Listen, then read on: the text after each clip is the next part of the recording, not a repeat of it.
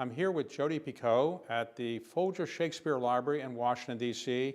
Folger Shakespeare Library is the largest repository of Shakespeare's works, even though it's in the United States.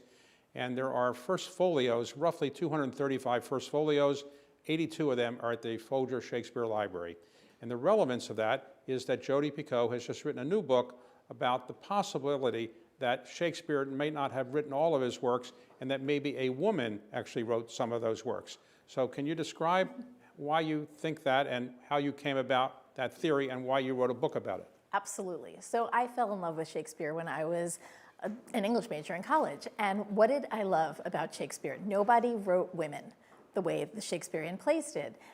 Beatrice and Portia and Rosalind and Kate were so three-dimensional. And I absolutely loved the richness of those female characters. And when I was in college, I had a professor who spent, all of 30 seconds talking about the authorship question and whether Shakespeare actually wrote them. And like every other English major, I was like, oh, well, that's ridiculous. Of course he did. And I didn't think about it for years. And then I was reading an article by Elizabeth Winkler in The Atlantic in which she was talking about the authorship question. And she pointed out that Shakespeare had two daughters that survived through childhood. And he taught neither of them to read or write. And it literally just stopped me in my tracks. And I thought, there is no way the same guy who created those incredible female characters would not have taught his own daughters how to read and write. And I decided to follow this deep dive that Elizabeth did. I had heard about a lot of male authorship candidates, from Christopher Marlowe to Francis Bacon to the Earl of Oxford, but I had never heard of Amelia Bassano, who is the one that Elizabeth talked about in this essay. And the more that I dove into Amelia's life, the more I realized that all the gaps that academics have tried to twist Shakespeare's life together to fit were seamlessly filled by Amelia's life.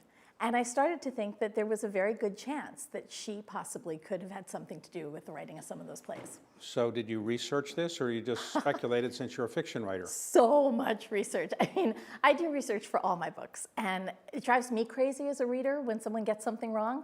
So I do months and months of research, and that's what I did for this book. I talked to Shakespearean scholars, I talked to people at the Globe, I talked to I read the original primary source documents at the Ashmolean. Everything that I could get my hands on, I researched, and I began to piece together a whole outline of her life and how it intersected with the publication dates of the Shakespearean plays. You came to the conclusion that it's not impossible that she could have been a writer of some of Shakespeare's work. Absolutely, I truly believe that. Okay, so once you came to that conclusion, you used that as a premise for a fiction work, is that right?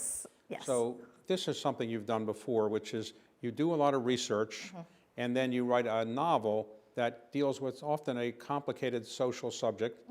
Here, not that complicated, but it is unusual in the sense that most people think Shakespeare wrote the plays himself. If he didn't write them, probably another man wrote them. That's the conventional wisdom. Yeah, but this, I would argue and say there is a bigger context here. To me, this is a novel about how women have been written out of history by the men who were holding the pen, and how that's not something that just happened in the 1500s, it's happening today.